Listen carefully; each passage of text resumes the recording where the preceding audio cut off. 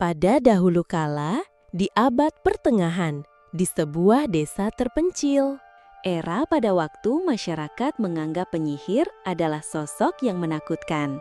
Di suatu rumah yang sederhana, hiduplah sepasang suami istri petani. Mereka sudah lama sangat merindukan kehadiran seorang anak. Rumah mereka berada di sebelah taman milik seorang penyihir bernama Gothel. Setiap sore, sang istri duduk di jendela kayu rumahnya, memandang ke taman indah di seberang pagar batu yang kokoh dan berlumut. Di balik pagar batu itu, tumbuh berbagai tanaman yang indah, termasuk tanaman rambat yang disebut Rapunzel. Suatu hari, sang istri jatuh sakit. Tubuhnya lemah, wajahnya pucat, namun matanya selalu tertuju pada tanaman Rapunzel yang menggodanya. Dengan suara lirih, ia memohon kepada suaminya untuk memetik sedikit daun Rapunzel itu. Dia percaya bahwa rasanya akan menghibur hatinya dan meringankan rasa sakitnya.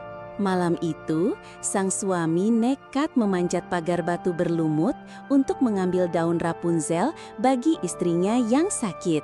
Ia memetik beberapa helai daun Rapunzel, mencium aromanya yang segar, lalu segera kembali sebelum fajar tiba. Istrinya memakannya dengan lahap dan merasa jauh lebih baik. Ia semakin menginginkannya dan meminta suaminya mengambil lagi. Suaminya kembali ke kebun Gothel sang penyihir.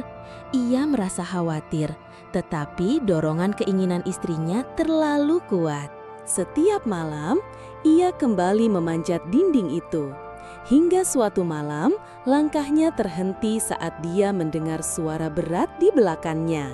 "Berani-beraninya kau mencuri Rapunzelku!" bentak Gothel dengan suara yang mengerikan. Sang suami gemetar, memohon maaf dan menjelaskan bahwa daun itu untuk istrinya yang sakit parah. Penyihir itu tersenyum tipis, lalu menawarkan kesepakatan yang kelak akan mengubah hidup mereka selamanya.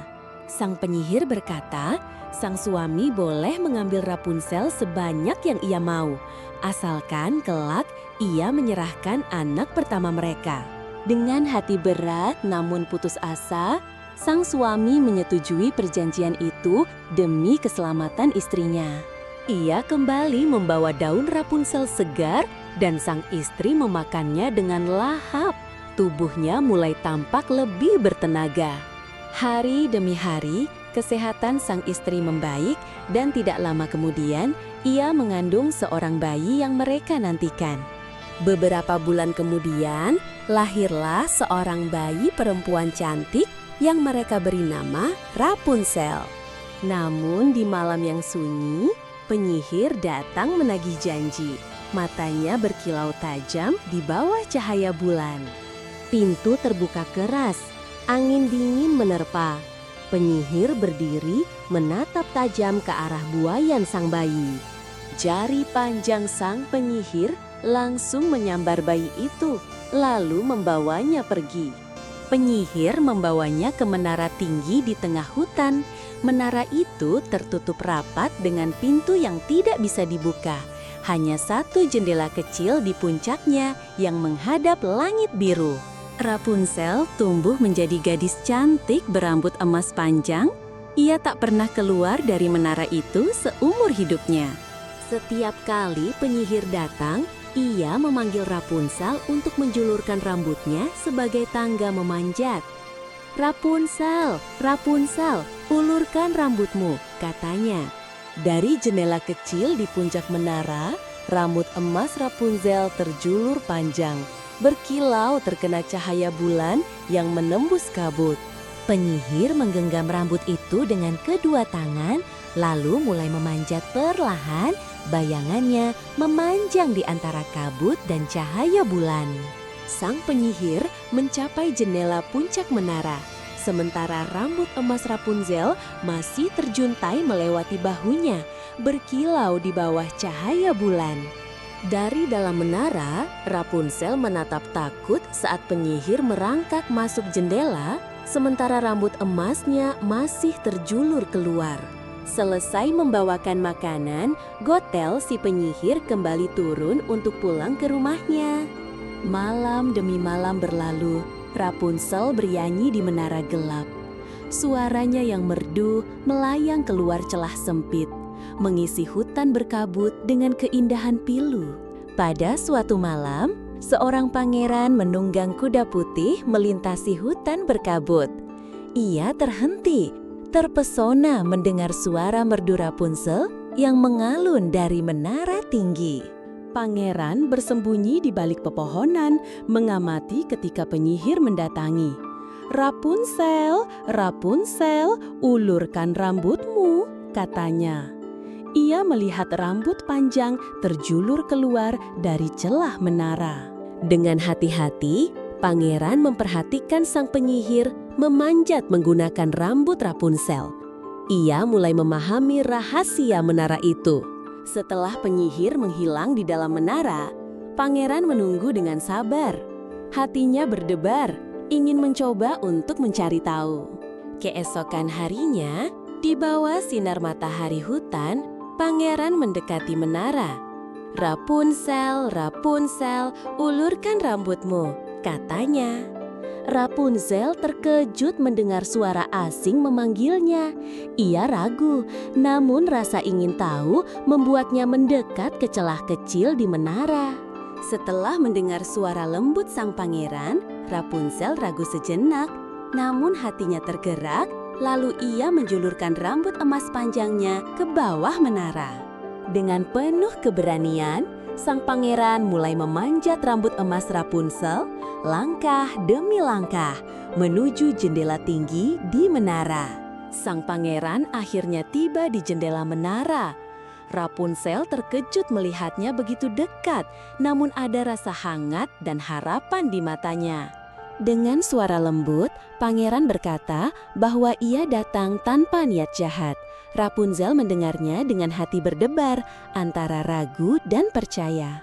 Perlahan, Rapunzel mulai percaya. Senyum kecil muncul di wajahnya, membuat hati sang pangeran semakin terpikat pada pesonanya. Sejak hari itu, Rapunzel dan pangeran sering bertemu diam-diam. Mereka menunggu hingga penyihir pergi sebelum saling menyapa dengan penuh rindu. Suatu hari, ketika penyihir sedang memanjat rambut Rapunzel, tanpa sengaja Rapunzel bergumam, "Mengapa pangeran terasa lebih ringan seperti ibu?" Kalimat polos itu membuat penyihir menjadi curiga. Sang penyihir marah besar mendengar pengakuan Rapunzel. Ia masuk ke menara melalui rambut, menatap Rapunzel dengan tatapan penuh amarah. Dalam kemarahannya, penyihir menggunting rambut panjang Rapunzel. Sambil menangis, Rapunzel memohon ampun. Setelah memotong rambutnya, penyihir membawa Rapunzel jauh ke gurun tandus yang sunyi, meninggalkannya sendirian tanpa harapan. Penyihir kembali ke menara, menunggu sang pangeran yang biasanya datang. Ia tersenyum licik, menyiapkan kejutan yang mengerikan. Saat pangeran tiba di menara, ia berkata, "Rapunzel, Rapunzel, ulurkan rambutmu," katanya. Dan seperti biasa, rambut emas terjulur ke bawah. Tetapi betapa terkejut dia melihat penyihir di jendela, bukan Rapunzel. Matanya dipenuhi ketakutan dan kebingungan. Gothel sang penyihir segera mendorong sang pangeran. Rambut Rapunzel masih terjulur di tembok, sementara pangeran melayang di udara dengan wajah terkejut. Sang pangeran terjatuh ke bawah. Dia merasakan perih di matanya dan dia tidak dapat melihat apa-apa. Dengan tertatih-tatih, pangeran berjalan tanpa arah menjauh dari menara tersebut. Bertahun-tahun tersesat, suatu saat pangeran mendengar suara nyanyian merdu yang tidak asing lagi di tengah hutan. Harapannya kembali menyala. Pangeran mengikuti suara nyanyian tersebut, melangkah perlahan di antara pepohonan berkabut. Setiap langkah dipenuhi harapan dan rindu. Rapunzel melihat pangeran mendekat dan segera berlari memeluknya. Air mata kebahagiaan menetes, membasahi wajah sang pangeran. Tetesan air mata Rapunzel yang jatuh ke mata pangeran membuat matanya kembali dapat melihat. Ia menatap Rapunzel dengan penuh kebahagiaan dan takjub. Pangeran dan Rapunzel berjalan bersama melalui hutan. Tangannya saling menggenggam, meninggalkan kegelapan masa lalu menuju cahaya harapan. Pangeran membawa Rapunzel ke kerajaannya. Pintu gerbang besar terbuka menyambut kedatangan mereka dengan cahaya keemasan dan sorak-sorak rakyat. Akhirnya mereka pun menikah dan hidup bahagia selamanya. Pesan moral, jangan pernah menginginkan sesuatu yang bukan milik kita, dan bahkan sampai mencurinya, maka ganjaran akan menantinya. Kita juga mendapat pelajaran pentingnya suatu kesabaran. Kita juga belajar bahwa tidak bisa selalu melindungi orang yang kita cintai dari segala bahaya dunia. Dan kita tidak bisa menghentikan siklus kehidupan. Meskipun ada masa sulit, jangan pernah menyerah. Rapunzel percaya pada impiannya untuk melihat cahaya-cahaya itu, dan keyakinannya membantunya mencapai tujuannya.